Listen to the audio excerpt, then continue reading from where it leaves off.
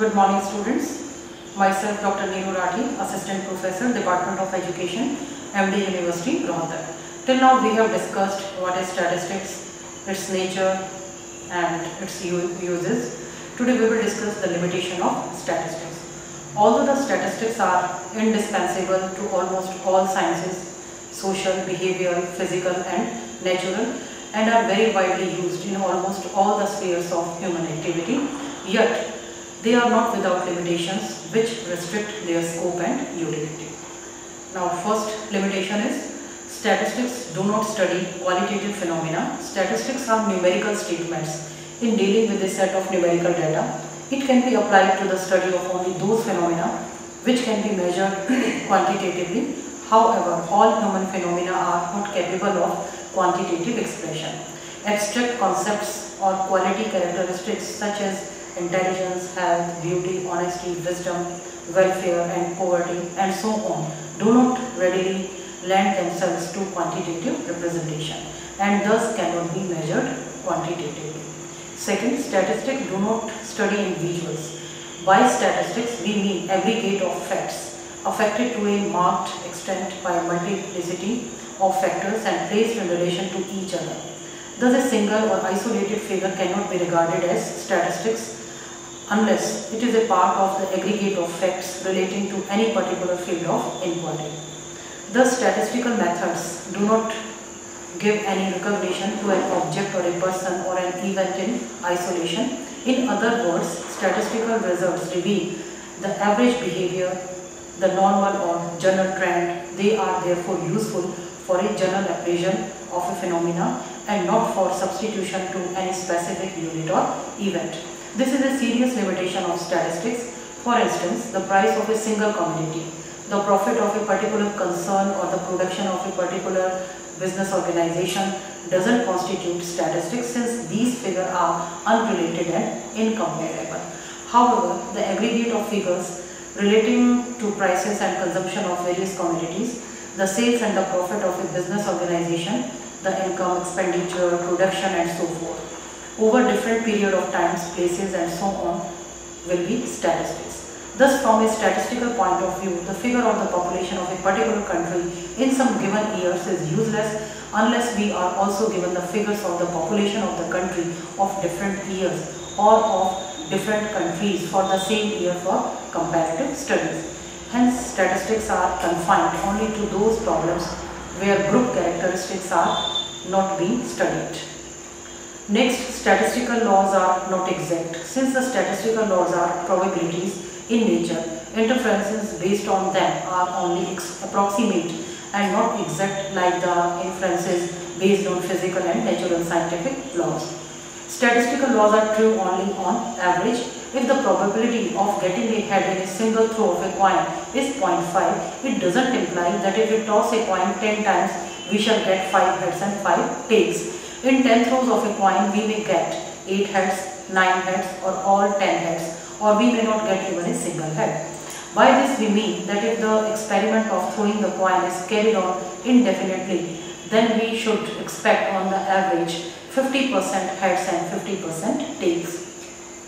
In short, statistics are based on approximations and can never be as precise as a figure in physical measurements. Next, statistics cannot be applied indiscriminately. The research data are collected with a given purpose or objective. These data are analyzed by appropriate statistical techniques. The results of these statistical analysis cannot be applied indiscriminately to any situation. Its validity in a particular situation doesn't warrant its equal utility in another. Such a use of data, or we can say secondary data, without proper care is likely to lead to fallacious conclusions. Next, statistical relation doesn't necessarily bring out the cause and effect relationship between two phenomena. They only reveal association amongst certain sets of quantities or variables which may not be cause and effect type. In other words, correlation between two variables doesn't necessarily indicate the cause and effect relationship between these two. It may depict simply the degree of association. So these were some of the limitations of the statistics. Now, next concept which we are going to discuss is measurement. आपने measurement के बारे में सुना होगा। Measurement होती क्या है? जब भी हम किसी ऑब्जेक्ट या इवेंट को कोई नंबर असाइन करते हैं तो उसको हम मेजरमेंट बोलते हैं, यानी उसको हम मेजर करते हैं by assigning a number to the object और इवेंट। अब लेकिन मेजरमेंट के लिए जो सबसे ज़्यादा इम्पॉर्टेंट पार्ट है वो हमें पता होना चाहिए कि मेजरमेंट की स्केल्स के बारे में, कितनी स्केल्स मेजरमेंट की होती हैं, क्योंकि किसी भी वेरिएबल को स्टडी करने से पहले हमें स्केल्स ऑफ मेजरमेंट का पता होना ज़रूरी है। So there are 4 scales of measurement: nominal, ordinal, interval and ratio scale. First is nominal scale. Each vehicle, bicycle, scooter, car and so on is allotted a classification symbol by the State Transport Authority. Every student is assigned a roll number in his class. A player is identified as a player of a particular team by the type of dress he wears and also by the number on the back of his sports shirt. In this way, we see that different numbers identifying the different objects or individuals. These numbers or symbols constitute a nominal scale. It is primitive type of measurement in which we adopt a general rule. Do not assign the same numeral symbol to different objects, individuals or classes, or different numeral symbols to the same objects, individual or class. Here numerals and symbols are assigned to represent classes or individual, but such statements are merely the mark of identification and the only purpose they serve is to classify or identify the objects or individuals.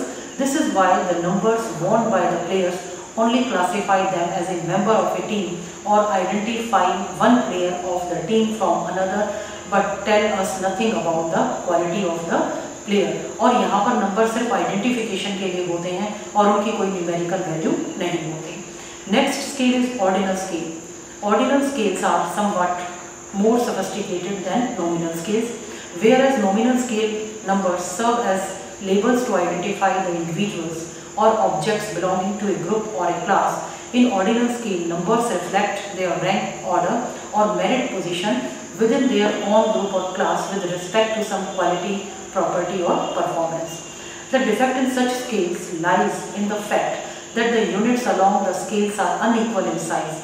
The difference in the achievement score between the first and the second merit position holder is not necessarily equal to the difference between the second and the third one. In this way, these scales tell us the order or serial position of the individuals within a group in a relation to a particular attribute, but they do not provide an exact measurement on account of inequality in distance between the points on the scale. However, we often come across ordinal scales and measures in education, psychology, sociology, irrespective of their statistical limitations. Statistics like median, percentile and rank order correlation coefficient can be easily computed through such data. Next scale is interval scale. This type of scale doesn't merely identify or classify individuals in a relation to some attribute or quality by a number, but advances much ahead by pointing out the relative qualitative as well as quantitative differences. The major strength of interval scales lies in the fact that they have equal units of measurement. However, they do not possess a true zero. Example of the scales are Fahrenheit and centigrade thermometers and scores on intelligence test. In thermometers, we have equal units of measurement along the scale, but zero on these thermometers doesn't indicate a total absence of heat. यानी जब अगर हमारा temperature बहुत ज़्यादा down हो जाता है, minus में अगर टेम्परेचर चला जाए तो उसका मतलब ये नहीं है कि हीट खत्म हो गई है। In the interval scale the zero point of convenience sake is more often arbitrarily defined. This is why it is not proper to say that 40 is twice the temperature of 20. Similarly, nothing can be said about the interpretation of scores related to an achievement and intelligence test, क्योंकि हम किसी की भी ability को exactly major नहीं कर सकते, हम किसी की एबिलिटी या अचीवमेंट को जीरो नहीं कह सकते. We cannot conclude that individuals has zero intelligence on the basis of standard scores on an intelligence test. In psychology, education and sociology, we usually come across measurement data heavily depending upon interval scales. That is why we resort to approximation and estimates rather than true measurement and exact computation as found in physical sciences. The last scale is ratio scale, constitutes the final and the highest types of scale in terms of measurement. Here measures are not only expressed in equal units but are also taken from a true zero. The zero on such scales essentially means in absence of quality or attribute being assessed. For example, such scales are measures of length, width, weight, capacity. The measurement of all these attributes, all the concerned measuring scales start from a true zero. These scales are easily permit statements regarding the comparative ratio in relation to some quality or property existing among the different individuals or objects. Consequently, one object may be safely declared twice as long or 4 times as heavy as other. यहाँ पर हम कह सकते हैं कि 20 kg is twice of 10 kg.